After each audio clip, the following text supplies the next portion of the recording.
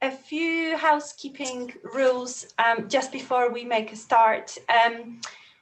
If you could please remain muted throughout the event until there's time for questions, and there's going to be time for questions and for discussion later on, that would be appreciated. If you have any burning questions or any suggestions or comments, please put them in the chat. At the bottom of your screen, there is a chat function. We're going to be posting there some additional information, primarily regarding our speakers, so it's worth keeping an eye on that.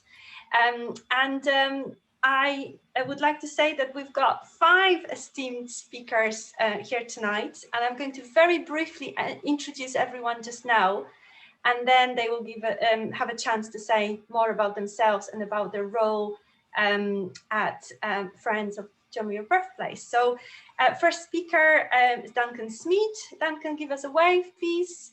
And Duncan is a convener of Friends of John Muir Birthplace and also Dunbar's John Muir Association member. And he has served on its council since 1994.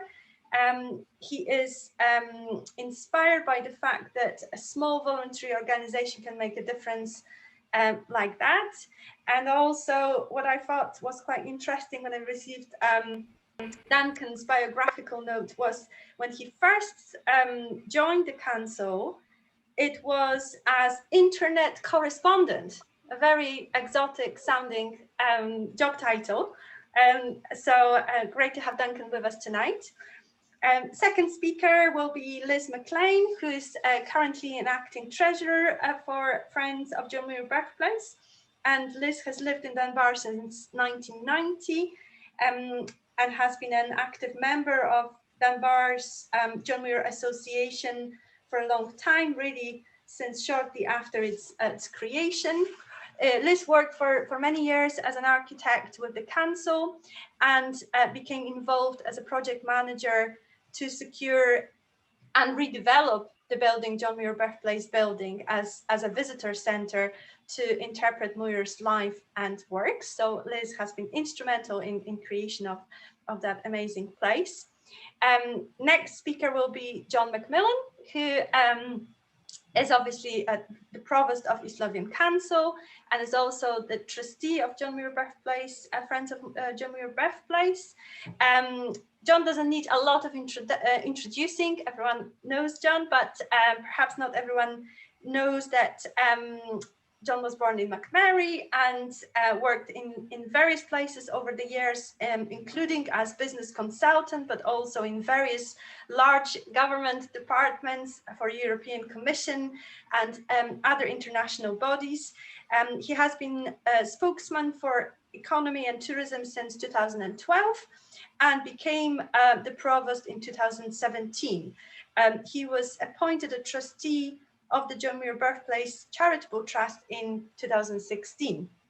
Then we're going to hear from Tracy Robertson, and Tracy has a 20-year career working in heritage settings, anywhere from the British Museum to Jim Clark Room, and she has been Visitor Services Officer for East Lothian Museum Service for the last 9 years. Tracy, can you give us a wave? John, could you give us a wave as well? I forgot to ask you earlier, thank you very much. And Liz, could you give us a wave as well, Liz Mclean? Fantastic. And finally, David Anderson, who is still hiding. We can't see David, but his name appears on the screen. David is a museum assistant at John Muir Birthplace, and he's native of Dunbar.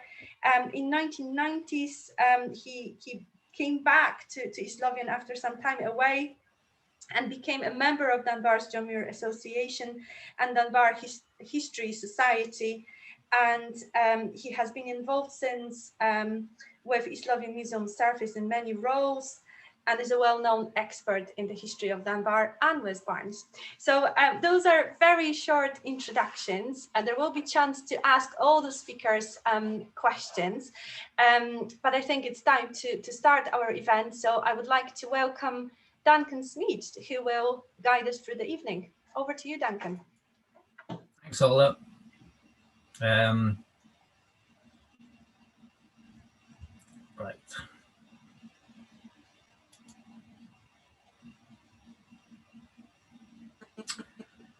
Okay. Oh, great. So welcome everybody to the From What Is to What Next for the Friends of John Muir's Birthplace. It's going to be a very quick presentation from me, so please bear with me. So I went through some of the what is milestones, and we were formed in July 1994 as Dunbar's John Muir Association. And one of the reasons for setting up the John Muir Association was to counter an ill-considered application to build a John Muir environmental world outside of Dunbar.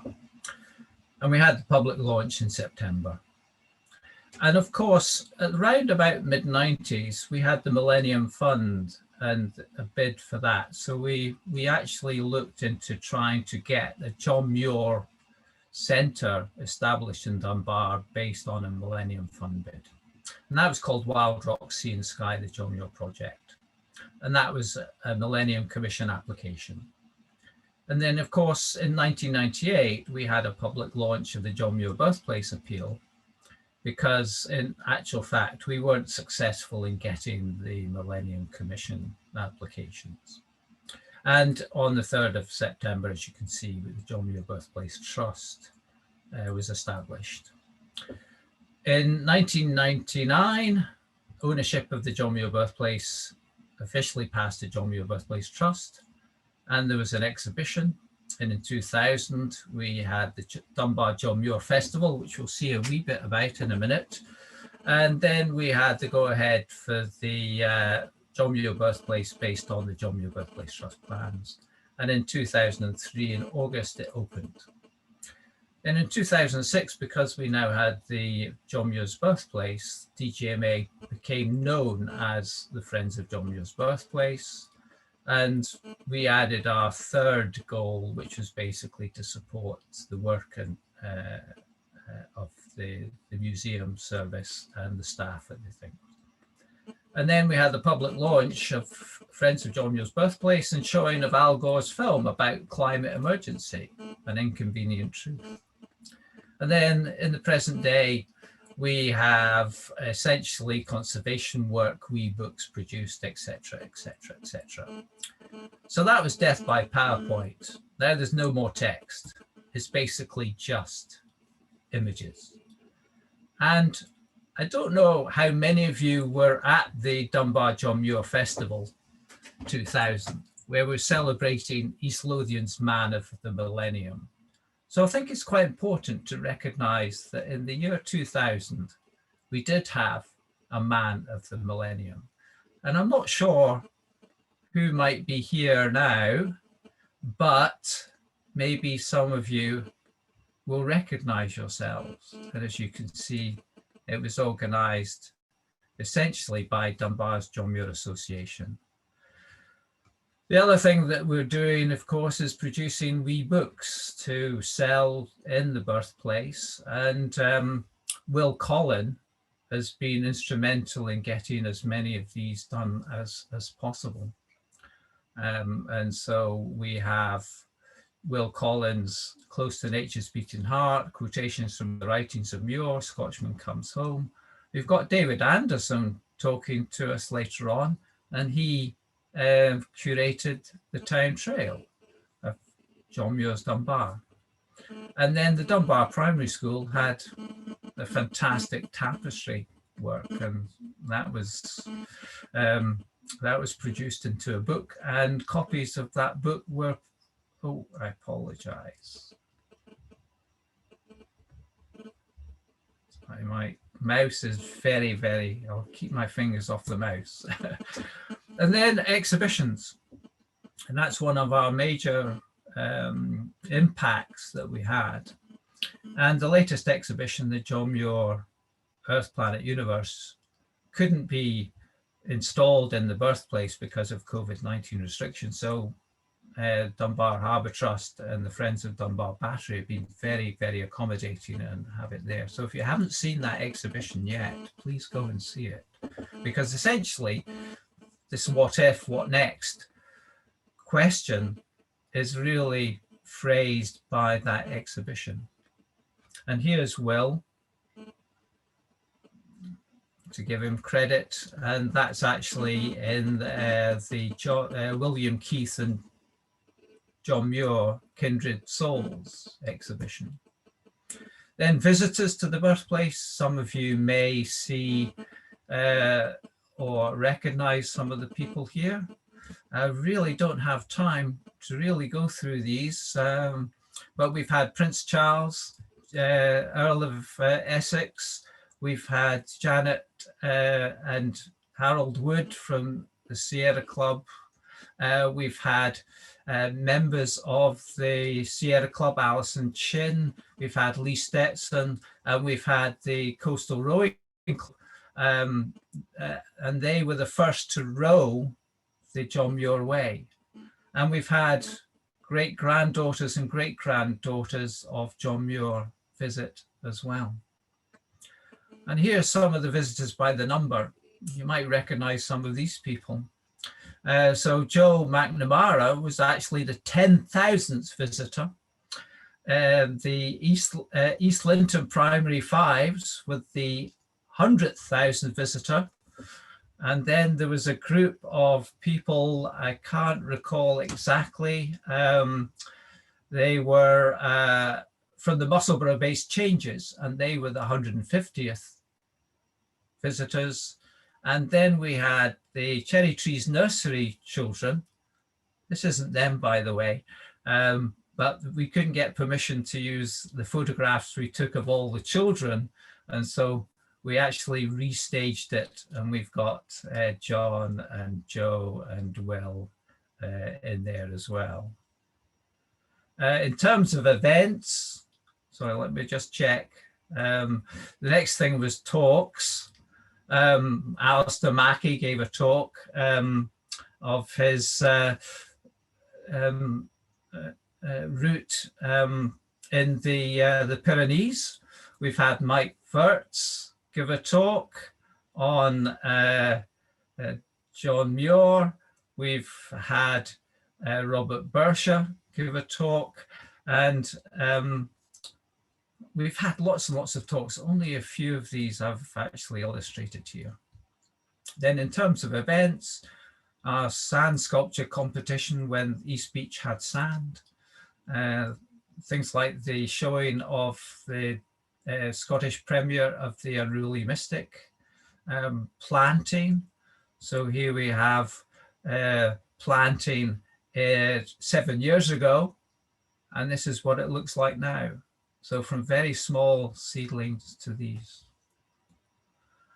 In terms of connections, we have lots and lots of connections. Again, things like Will Collin, Jim Thompson have been instrumental in establishing connections. And we had Robert Bersha come here from Meaford. And there's Rob McDougall. Some of you might know Rob McDougall, and here's Robert here. Hasn't changed much in 30 years. That was 30 years ago. We had the John Muir Association, Wisconsin Friends of John Muir, and staff exchanges as well. So basically, that just gives you a very, very, very brief overview of the sorts of things we've managed to achieve over the last 26 or 27 years. So I think it's now over to Liz for our next one. Okay. I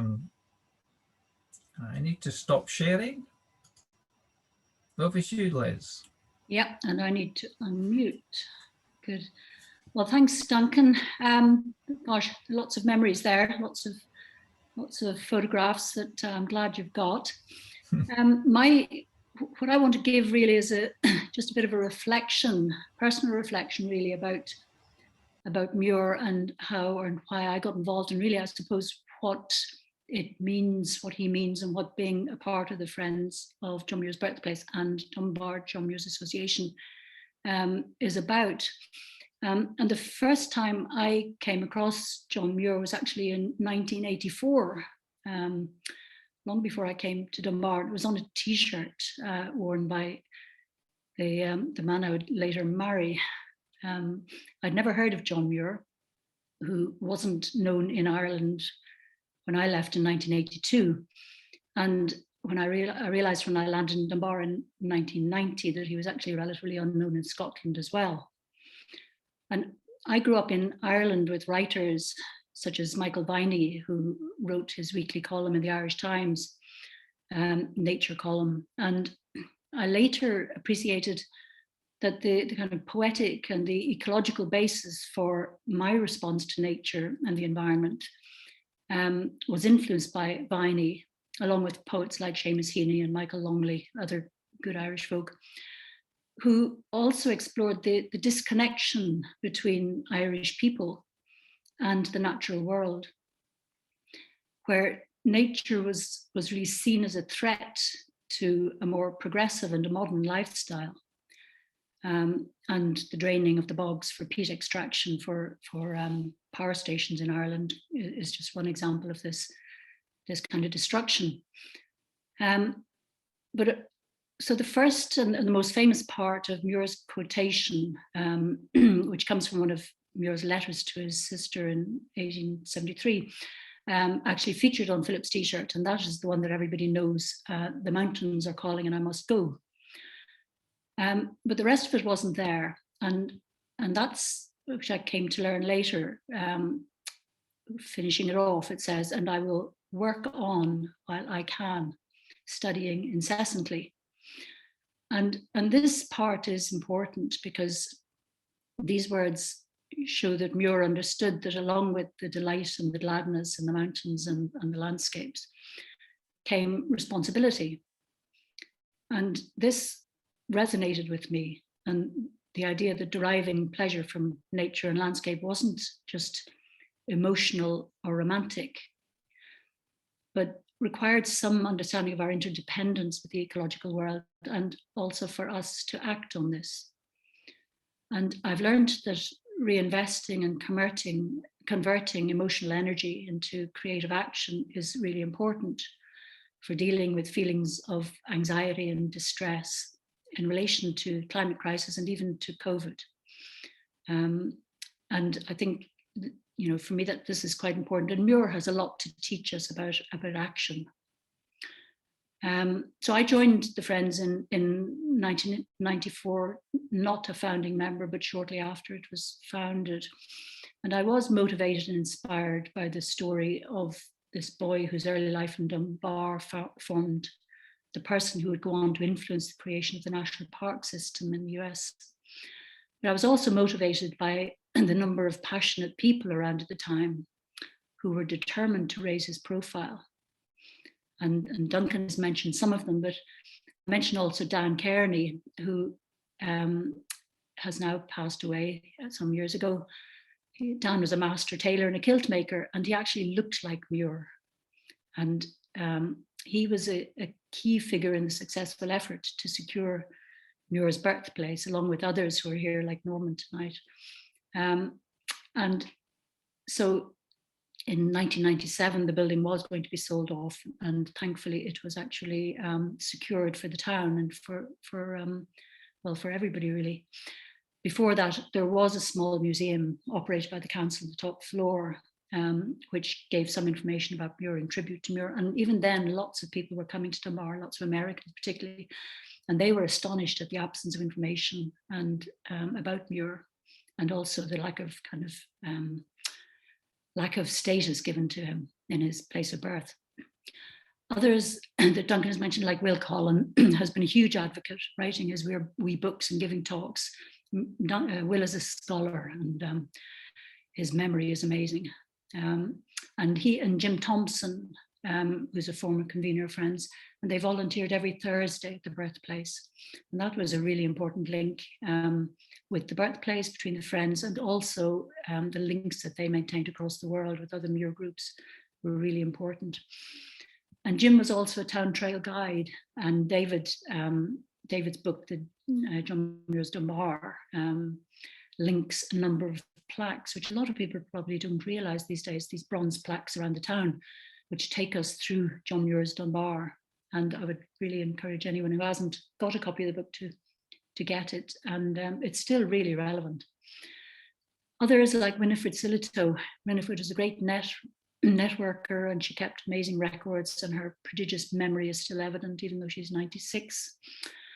And the sand sculpture competition which Susan Panton and I arranged every year, and Susan sadly isn't here anymore. And we arranged that until the sand disappeared, and maybe at some point in the future we'll be able to have it back again.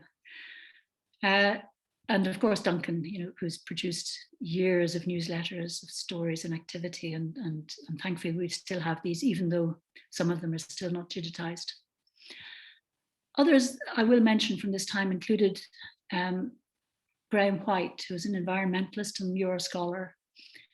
And later, when he left Dunbar, he became really passionate about pesticides killing honeybees.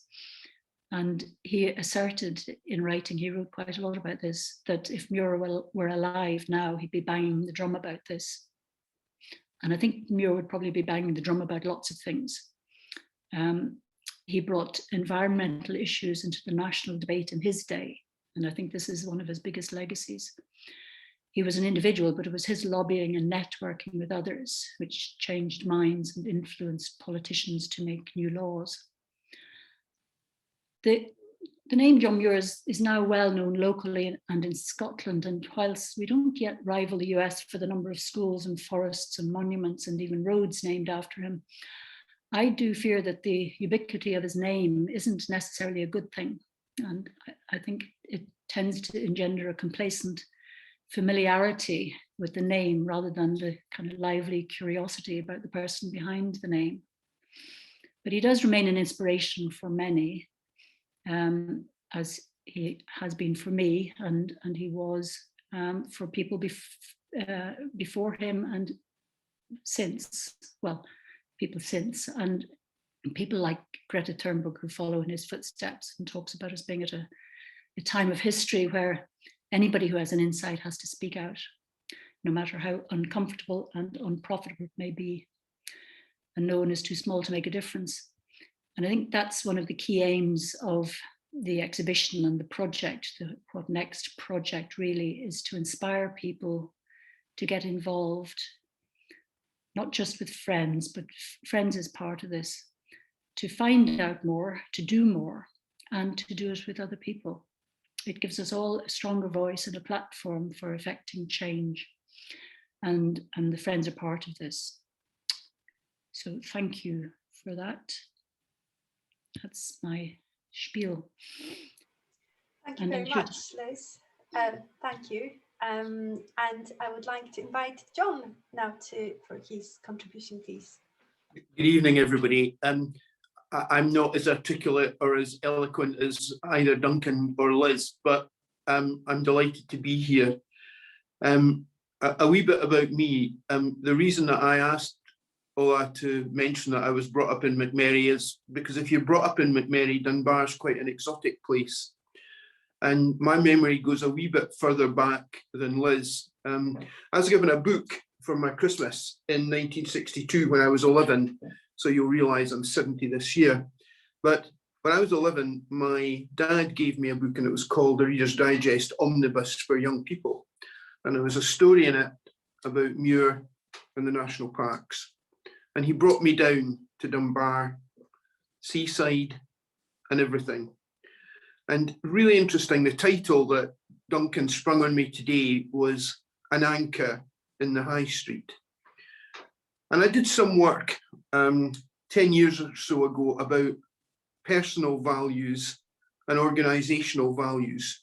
And Meredith Belbin, who's an expert writer about effective teams, he did a drawing on a board, and I'm not going to do it for you, but imagine a rowing boat on a sea, on a lake, but anchored. And imagine that rowing boat being blown around, but the anchor keeps it firm to its values. And when Duncan gave me that metaphor of the birthplace being an anchor in the high street, it made me think about John Muir's values and all that he's written and talked about, and the values of the trust. And I'm really here because I value those values and the value that those values add to Dunbar. So it's a bit of a play on words. But I'm also here because Will Cullen wrote to me in my role as economic development spokesman and said, I'll paraphrase, but you can imagine, Will, why is it that North Berwick gets all the publicity? And I thought, well, you're right. And ever since then, I've done all I could through my links with tourism, with economic development, to promote Dunbar. And I hope I'll be able to continue doing that in what will be the last year of the administration. And I've done it because I've come to hope that people like Duncan and Liz and people like Joe and Kate, Will, Daisy, Jim T, John, all of those people that I got to know on the staff who make me feel so welcome and who make visitors feel so welcome at the heart of the John Muir story and at the heart of Dunbar have got such a role to play in sharing John Muir's values. Dunbar is a great place, a gateway. Dunbar with all its facilities, Dunbar with great leisure facilities, great places to play in, great places to learn in, to live in, and hopefully to work in a different way post-COVID. You're probably aware that officers in the council, through the work that the Connected Economy Group, which is part of the council's economic policy, we've set up a project with the Scottish Tech Army, and we're hoping to do a digital online platform, which is going to open, I think, just before the lockdown is eased, around about the 22nd of April, to promote all that Dunbar has to offer to a digital world, but to continue to push the high street, to encourage visitors to come and live and learn, live in Dunbar, learn in Dunbar, so that people will also stay safe, support local, and love East Lothian. We're a bit in a tentative state, but there is so much that we value around Dunbar that I want to keep promoting the man, his values, through our council policies, through promoting the place, through thinking about processes for supporting, funding ideas. And you can see I'm on a roll now with words beginning with P, not just policy and place and process, but partnering, working together with the community, promoting the John Muir story. You know, and whatever you think of the man, and he may not have been perfect, the passion that he had for the environment and for telling that story and for promoting his values, I hope will live on. And I think it will live on through people, through our young people and through the people here in this room. So I just want to say that through our budget, through the leadership that Norman offers in the council on the environment, through the work I'm doing, through the work we're doing on schools, and all of the work we're trying to do on the economy, we're here to listen. We're here to be passionate about Dunbar, about John Muir, and to partner and to support in any way we can, because it's such a big story to tell. And there in our high street, with the statue, with the birthplace, but all that he knew as a boy, that's a great story to allow us to promote East Lothian. And I'm so grateful for that, but I'm so grateful for the work of Duncan and the Trust. So thank you very much for listening. And I'm very happy to take questions, and I'll happily post up my mobile phone if you want to have a longer conversation, or even maybe a face-to-face but socially distant meeting in the future. Thanks, Ola. Thank you very much, John, for that. Time for Tracy. Over to you, Tracy, please. Thanks, Ola. Duncan, are you able to show those lovely pictures that I sent you rather than people having to look at my face? Thank you.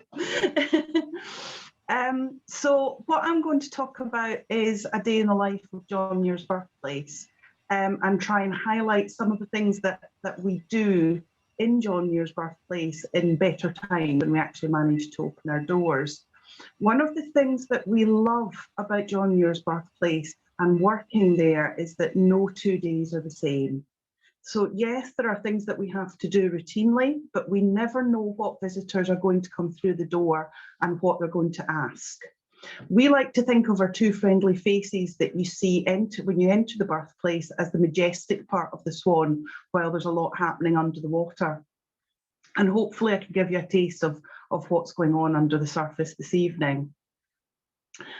We arrive in the morning, we open up, we check the displays, we do all the health and safety checks and audits which are required, and we also check all the collections on display. Could we have the next slide, please, Duncan? We check the diary for anything noted from previous days and any maintenance planned and any groups booked in, and we get things ready for the groups and the drop-in activities that we have for children. And by 10 o'clock, we have our game faces on and we open to the public. And we have to be ready to answer anything from where the nearest toilet is to being able to have an in-depth conversation with somebody about John Muir's spirituality. And our staff can deal with all these questions. John Muir's Birthplace is also a visitor information point for the town. So we need a knowledge about a lot more than just John Muir. We have to monitor any objects on display. Can I have the next slide, please? And we've recently been using specialised equipment to monitor this sampler, which was on display on the ground floor, and which, from a collections management point of view, needs resting off display now, away from any UV light. So we've had to organise for that to be removed from view and stored properly while we can have a replica installed. In non-COVID times, we also accept items donated to either East Lothian Council Museum Service or Friends of John Muir's Birthplace, and special trainings given by the collections officer in the recording the required information and accurately describing objects on museum entry forms. Throughout the day, as we're talking to people, we survey visitors, noting where they come from and what brought them to John Muir's Birthplace, and this all feeds into our plans for marketing and development. The interesting thing for us isn't always where people are coming from, it's where people aren't coming from, because that helps us identify what gaps there might be and people that we're not reaching that we should be reaching. We also complete surveys on behalf of the John Muir Way for visitors who've completed the routes and come in to claim their certificates. Next slide, please. I feel a bit like Chris Whitty here. We regularly monitor exhibitions in the back room, handle any collections, install or deinstall, adjust the exhibitions if needed. We often have to pack the objects and panels and send them on to the next venue, or return them to exhibitors or owners. We record all visitors to the museum for our performance indicators, and these are recorded both locally and sent on nationally to provide a picture of how we're contributing to tourism in East Lothian and beyond. And John's already mentioned partnership working, so we don't only report to local authority, but we have partnerships within East Lothian Tourism Attractions Group, Museums Galleries Scotland, Visit Scotland, and other national organisations, so that we can benchmark ourselves against similar institutions across the country. Next slide, please. Shop stock sales and tracking and ordering and stock taking and cash handling. We tend to think of the shop as a small part of what we do, but in the year 2019 to 20, we turned over more than £12,500 in shop sales. We're quite picky about what we stock. We concentrate on Muir's books and biographies and those that inspired or were inspired by him. In terms of gifts, we're trying to concentrate more on local small makers, and we've got a couple of new ones coming online for reopening this summer, which will really help refresh our shop stock. And John's already mentioned that we're going to be one of the pilot businesses in the Sold Scotland project, which is being led by the Dunbar Traders, and that will be launched April, and that's going to bring the high street online. And from our point of view, that's great because it allows us to dip our toe in the water of online sales, which we've not actually ventured to so far. Next slide, please. We keep our website and our social media channels up to date, publishing regular blogs on the website and updating exhibitions and events. We're trying to publish something on social media 2 to 3 times a week, and we've been trying a bit more than that during COVID closed down. Next slide, please. School groups in more normal times, between sort of mid-March and mid-June, we welcome somewhere in the region of 1,500 primary 5 children to John Muir's Birthplace as part of their citizenship programme. The John Muir project is a joint programme that we offer with the East Lothian Council Ranger Service, the drama and dance teachers. The classes get a drama session and a dance session in their school led by East Lothian Council teachers. They then get to explore a wild place near them with one of the rangers, and they have a visit to John Muir's Birthplace. And crucially, the bus that brings them to Dunbar is paid for by the project. We find that the cost of travel is a major barrier to a lot of schools being able to come and visit us, so that's really crucial. And we also have John Muir loan boxes available for schools to borrow and use in their classrooms for any follow-up work. And there's just one more slide, thanks Duncan. So what have we been doing differently during COVID closures? Our buildings have been closed March to August last year, and from Christmas until now and beyond this year, but we haven't been furloughed or resting. We've developed new stories for our website. We've moved several exhibitions online, and we've got the Muir Houses Through Time project, which David, who's about to speak to you, developed last year. This was published in weekly instalments online, and it's now part of the online exhibitions page. And there's 5 past exhibitions available now on there to view. We also worked on the Home 100 activities, and we produced an activity a day for the first 100 days of the first lockdown, and these are all now available as a resource on the website. Our focus this lockdown has been our online schools project. We've secured funding from Museums Galleries Scotland to buy filming equipment, and we've scripted something like 15 short films to be produced and put on YouTube, covering everything from John's childhood and schooling in Dunbar to his campaigning, his 1,000-mile walk, his writing, his family. There's one about Yosemite, there's one about his last journey, his death and legacy, and much more. These films are, in the first instance, aimed at the primary 5 classes who have been unable to visit us, but we have plans in place already for phase 2 of the project so that we can reach a wider audience. And even when our doors finally reopen, we can still remove more barriers to people who are unable to visit for whatever reason.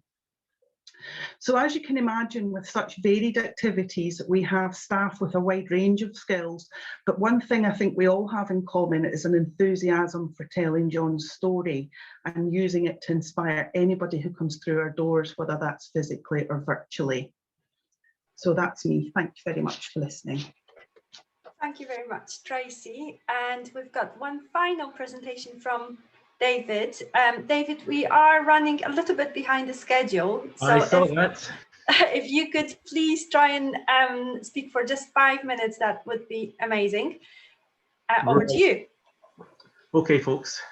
I apologize, my camera isn't working, so you can just listen to me, if you will. My brief is to talk about John Muir's Dunbar. And I was actually going to just riff around the theme of transition and transformation, because that's what was going on then. I'm going to skip my introduction, which was all about John's start, but we're fortunate that John left us an account of his childhood amongst his many published works. He wrote it when he was in his 70s, and it's very much a selective memoir. but we can read between the lines and expand on some of the things that he glossed over. And some of these things indicate some of the momentous changes that were then underway in Dunbar. These changes might still be relevant to us today. So just to set the scene, Dunbar had about 4,000 people. Demographically, a quarter of the people then living in Dunbar had been born elsewhere in Scotland. And that was close to home because John's dad and his grandma were amongst that quarter of the people. Others were born further afield. 120 or so were born in England, including John's grandfather, and half that many in Ireland. But by the time the Muirs left, that latter number had more than doubled. There had been an influx of economic migrants, ordinary Irish folk fleeing famine at home. The town itself was much smaller than it is now, just the high street and the suburb at the shore, and that was literally a warren of passageways, closes, workshops, warehouses, as well as homes. The town met the needs of all of its inhabitants, and that's important. Working people could try and build up capital for hard times or look for support and pensions by contributing to friendly societies, but for those in dire need through illness or disability, the Kirk session was their only resource. And just a couple of weeks ago, minutes of the Kirk session from John's time and John's grandfather's time have been left. John's grandfather, David Gilroy, was a church elder, and the minutes show him wrestling with appeals for ailment and relief. Now, eligibility then was by birth. You had to be born in Dunbar or duration of residence. And the minutes are full of inquests to determine these. It was the only way to distribute what was a limited pot. And it was difficult. Many folk were refused and told to look to their home parish. That left others as paupers. And these paupers and the workless were noticeable even to the young John. And when the mature John came back in 1893, he noticed it was still a problem. And after that, he took steps annually to remit some cash to his old hometown for the needy. As a boy, John also recalled the fierceness of David Lyon, his headmaster at the grammar school. Now, that was an old style classical curriculum taught by old methods. But John also refers to his first teacher, Mungo Sutton, as the good dominie, the good teacher. And as well he might, because Mungo had been trained in something called the Edinburgh method of infant education. We've reinvented that today. We call it child-centered learning. But as a method, it's a good ancestry and was then an innovative and transformational approach to early years education. So he got an excellent grounding before he left aged 11. As an infant, John also recalled watching and then attacking the doctor who had upset his little brother. And he was flabbergasted when everybody just laughed. But that was an inoculation. There was a transformation then underway in medicine and health, which meant that the life chances of John's generation were measurably greater than their parents. All 8 of the Muir children survived childhood, but only his mother and a sister of 10 Gilroy siblings lived to a good age. John remarks that around the town, most of the land lay in smooth cultivation, and that had been the result of the transformative effects of the agricultural revolution that Scotland had embarked upon a few generations earlier. All the town's basic food needs were met in the locality, and a surplus was exported to the cities, which flowed back into the local economy.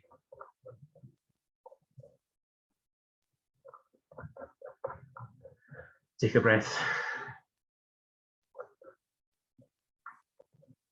There'd be a downside.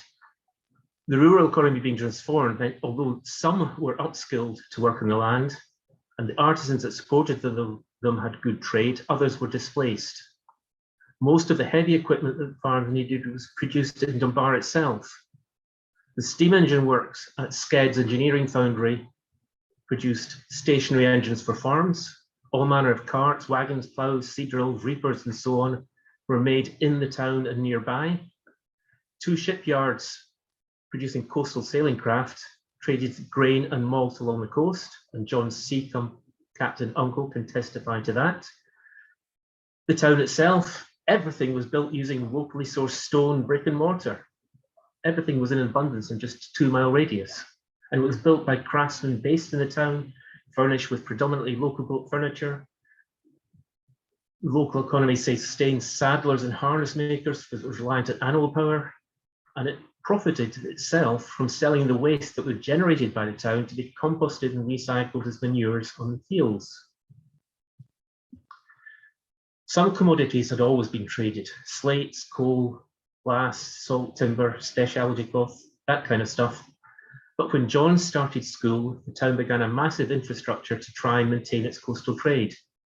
The Victoria Harbour of 1842 was built by demolishing part of John's climbing frame, the ruins of Dunbar Castle.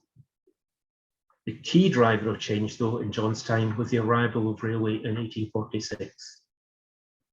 The new harbour was obsolete at a stroke. The wooden sailing ships that John watched from his classroom windows, dozens if not hundreds passed Dunbar every day, began to vanish. When he came back in 1893, only the potato trade was left in the sea routes. Everything went by rail. One local industry bucked the trend. The local brickmaker invested in a small fleet of English-built steamships, but that finished when he died just a few years later. One of the ships ended up its days as the flagship of the Royal Hawaiian Navy, but the rest just vanished.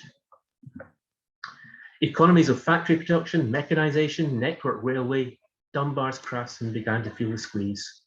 The foundries and engineering works went, handloom weavers vanished, cloth and finished clothes were retailed but no longer predominantly made in the borough. As an example, when John was a boy, there were 50 shoemakers in Dunbar. 20 years later, barely 30. When he came back in 1893, the shoemakers were makers in name only. They were retailers and cobblers. There was some specialist work that continued, work boots, riding boots, and high-end footwear, but that finished just recently. Even if they'd stayed, the Muirs would have been swept up in these changes. Daniel had dealt with the district's farmers and small water-powered mills. The mills went. Large steam-driven works were closer to the cities. Flour and meal, therefore, were imported to Dunbar from further and further away, as was an increasing proportion of the foodstuffs. Today, practically everything is. The town and parish continued to change demographically. The footprint grew, the rural hinterland depopulated. When John came back in 1893, his cousins were living in a new house half a mile from the town, in the country, as John put it. That same house backs onto Dunbar Grammar School playing fields and is fully within the town sprawl now. Townsfolk changed too, not noticeable from day to day, except with the regular departure of families off to new opportunities. But by 1861, the number of English and Irish-born inhabitants was creeping upwards. There was a couple of dozen folk recorded as overseas British or foreign-born. The inhabitant population was more mobile. Edinburgh business people settled in Dunbar. Dunbar people took the train to Edinburgh.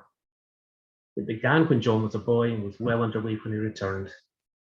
So, what was set in train during John's boyhood was a series of linked transformations. They've kept on rolling to the present day. What we're faced with is unpicking the transformations, looking at those that have a minimal net environmental cost, adjusting travel habits, and ensuring that Dunbar continues to flourish. That's me. Thank you. Thank you very much, David. And thank you to all the speakers for the very insightful presentations. We've got just under 10 minutes for questions, and I would like to invite my colleague Osbert to facilitate that part of our evening. Over to you, Osbert. Thanks, Ola. Thanks for all the presentations. That was fascinating. 50 shoemakers. That's amazing. So to start off with the questions, we asked for questions in chat, and we already have a question from Phil Graves. So Phil, do you want to introduce yourself, and I'll let you say your question, and well, Duncan, I think we'll probably pick it up. Yeah. Can you hear me? Yes. Yes, Phil.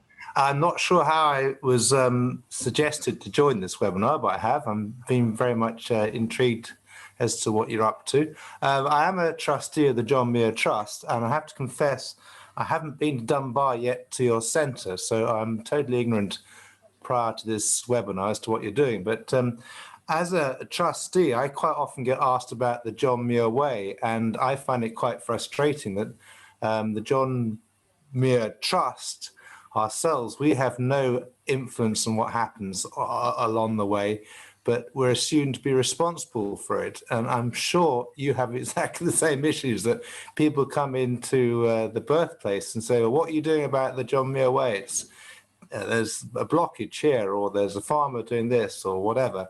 And I find it quite difficult to know how to respond to that and who's actually responsible for it.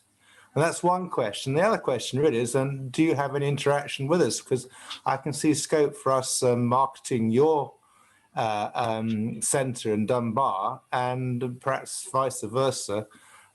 We could be suggesting people join the John Muir Trust, which is a bit of a wider organisation dealing more with wild land than John Muir directly. But there would be interest, I'm sure.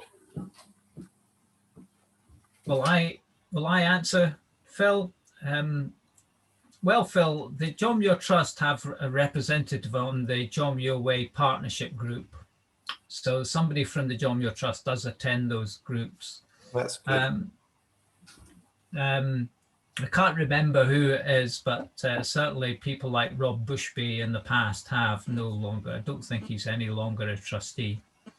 Emily Henderson now, Duncan. Sorry? Emily Henderson now.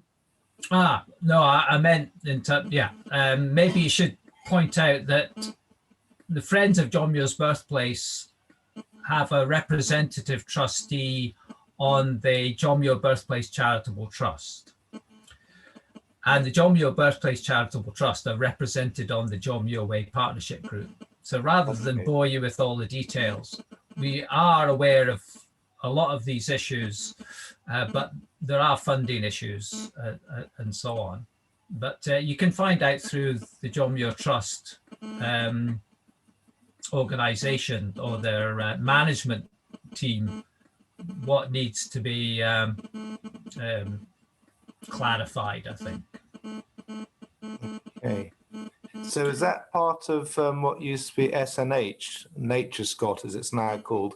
Are they the ones that have a management team that looks after the John Muir Way? Essentially it's Green Action Trust, but I think, you know, I can offline with you on this one, Phil, because Okay. I'm obviously on the John Muir Way Partnership Group as well, but appreciate your thing. Yeah. In terms of the connection between the John Muir Trust and the Friends of John Muir's Birthplace, yes, there is actually quite a close connection through the John Muir Birthplace Charitable Trust and the fact that John Muir Trust has 2 trustees on that. So you can certainly raise these sorts of issues through the trustees. Okay. Okay. Great. Thank you. Any other questions? Yeah, any other questions? I don't know if you can do this yourself, Duncan. There's a small number. I don't think I need to compare this, but any questions?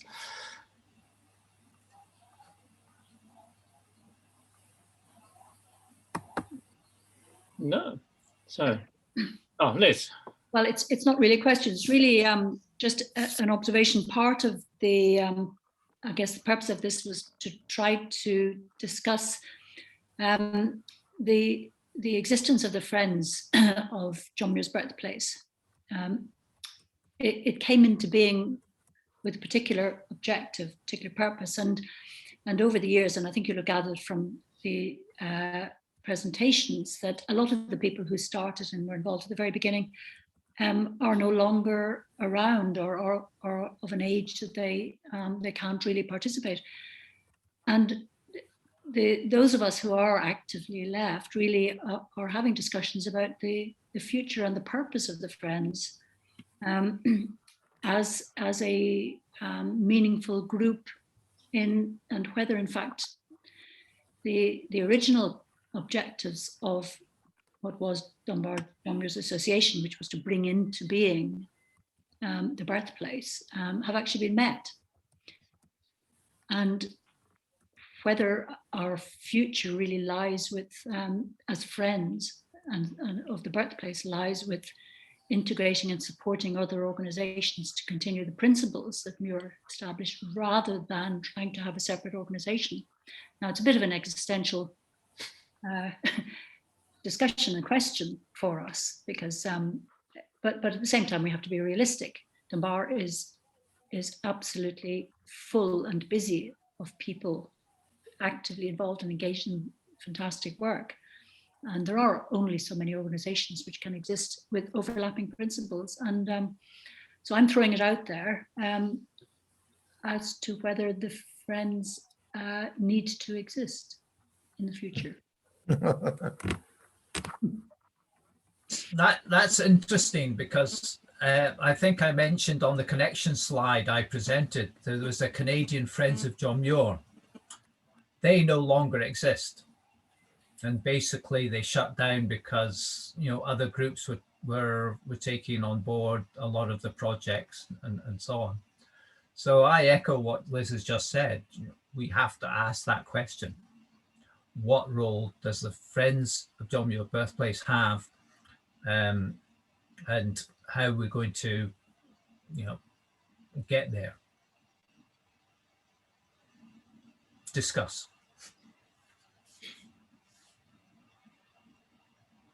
Ola. I have a quick question.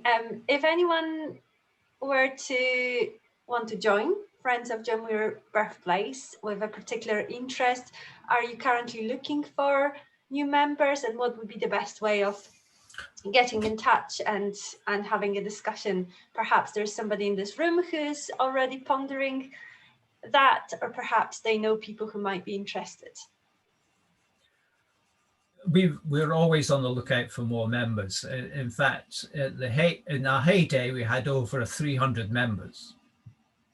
And I think at the launch, we had somewhere in the region of 200 members physically at a meeting, and another 75 joining over the internet. And remember, this is pre-Zoom, so they were just, you know, participating through email and stuff like that.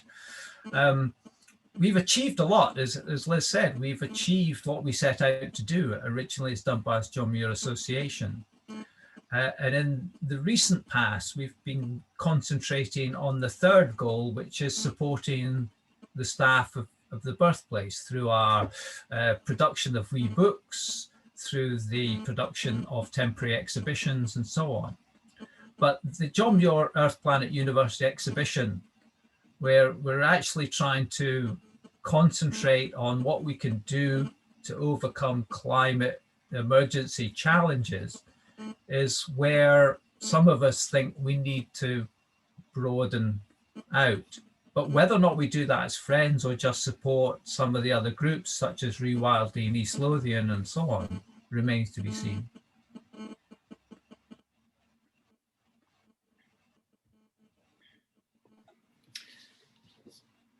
Well, I think it strikes me that probably many of us don't really have enough of an, I mean, you've given us a great sort of overview of what the Friends have been doing, you know, in the recent years and in the past, but probably don't have enough insight into the whole picture to actually really contribute meaningfully to this discussion. I suppose the only thing I would say is I was having worked to a sort of voluntary sector and charity groups for a long time. I was very impressed a while back when I came across a group that set themselves up within their constitution, just that's the way they said, we exist to do whatever it was, and when we achieve it, we will close. And I think it was quite interesting. They were sort of they took a really sort of firm view that they don't have to exist just because you start something. It doesn't have to exist forever. It doesn't necessarily mean you might not change and shift. But I think I wouldn't feel that just because you do exist, you always have to exist. And if it's time to move on, it's time to move on. But this probably isn't the, unless anyone has any immediate responses, which they don't seem to. This probably isn't the forum to get a great deal of help with that at the moment.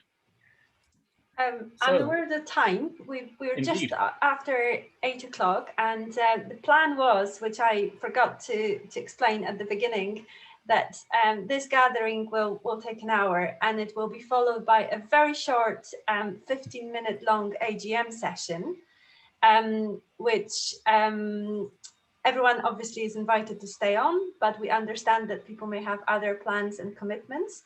So at this moment, I would like to once again thank very much all our speakers, Duncan for setting out the context and giving us the history of Friends of John Muir Birthplace, Liz for sharing her philosophical insights and inspirational personal stories, John, as ever, for very impassioned way of talking about Dunbar and in East Lothian as a whole, Tracy for giving us an insight into everyday situations at John Muir Birthplace in better times than now, and David for his very detailed recollections around Dunbar in John Muir times and all the fascinating facts which came with that. So thank you very much, everyone, and thank you to everyone who managed to join us in this virtual room